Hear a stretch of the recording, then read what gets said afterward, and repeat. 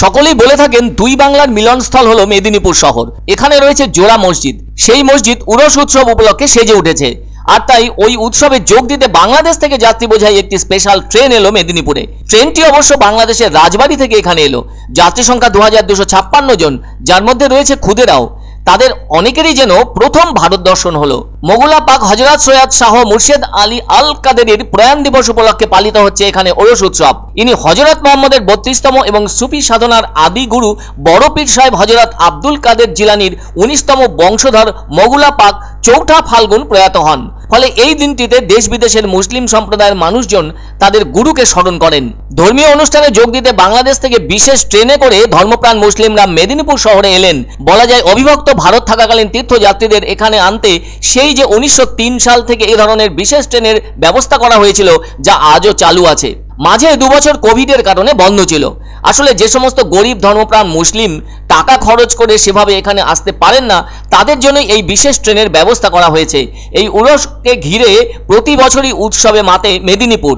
তবে শুধু যে মুসলিম সম্প্রদায়ের মানুষেরাই এখানে এসে থাকেন তা কিন্তু নয়, সব ধর্মের মানুষজনই এখানে সমবেত হন। এই উপলক্ষে 7 দিন ধরে চলে মেলা।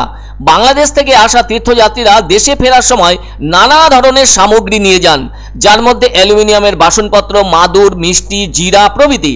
এছাড়াও ক্ষীরের গজা, মিহিদানা হাঁড়ি ভর্তি করে নিয়ে যান বাংলাদেশে। এদিকে উরসের সময়টায় ভালো ব্যবসা করে থাকে হোটেলগুলি, আবার এই সময়টায় হোটেল ভাড়াও বাড়ে। সব মিলিয়ে এই উৎসবে চাঙ্গা হয়ে ওঠে শহরের অর্থনীতি। মেদিনীপুর পৌরসভার পৌরপ্রধান সৌমেন খান বাংলাদেশের ধর্মপ্রাণা মুসলিমদের ফুল দিয়ে অভ্যর্থনা জানালেন। এছাড়াও তীর্থযাত্রীদের জন্য জল ও টিফিনের ব্যবস্থা করেছেন। আবার তীর্থযাত্রীদের গন্তব্যস্থলে পৌঁছতে যাতে কোনো ধরনের অসুবিধা না হয়, সেজন্য বিভিন্ন সংগঠনের পক্ষ থেকে ব্যবস্থা নেওয়া হয়েছে। এখানে অবশ্য রাজ্যের মাননীয় মন্ত্রী অরূপ বিশ্বাসেরও আসার কথা রয়েছে।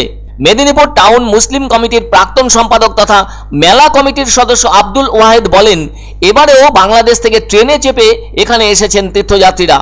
আবার যাদের আর্থিক সামর্থ্য আছে তারা বিমানে করে কিংবা গাড়িতে করে অনুষ্ঠান স্থলে এসে গেছেন। যাতে কোনো রকম সমস্যা না হয় সেই দিকে নজরদারি থাকছে সকলের। আর তীর্থযাত্রীদের জন্য পানীয় জল, শৌচাগার, রাস্তার বাড়তি আলো সহ বিভিন্ন ব্যবস্থা নিয়েছে পৌরসভা। 18 ফেব্রুয়ারি ট্রেনটি ফের বাংলাদেশের উদ্দেশ্যে রওনা দেবে। প্রতি বছর আমরা বাংলাদেশ থেকে এই ভারত সরকার এবং বাংলাদেশ সরকারের এই যৌথ উদ্যোগে আয়োজিত এই ট্রেনের মাধ্যমে আমরা আসি। না, ইনশাআল্লাহ আমাদের কোথাও কোনো সমস্যা হয়নি। আমরা খুব ভালোভাবে এসেছি। জিআরপি বলে, যেটা গভর্নমেন্ট রেলওয়ে পুলিশ, এরা আমাদেরকে অসাধারণ সেবা দিয়েছে। আমাদের কোথায় কোনো সমস্যা হয়নি। এনারা 3টে গ্রুপে 134 করে 3 জায়গায় এনারা চেঞ্জ করেছেন। প্রায় 400 মতো জিআরপি পুলিশ আমাদেরকে সহায়তা দিচ্ছেন। এই জন্য আমরা ইন্ডিয়ান গভর্নমেন্টকে বিশেষ ধন্যবাদ জানাই।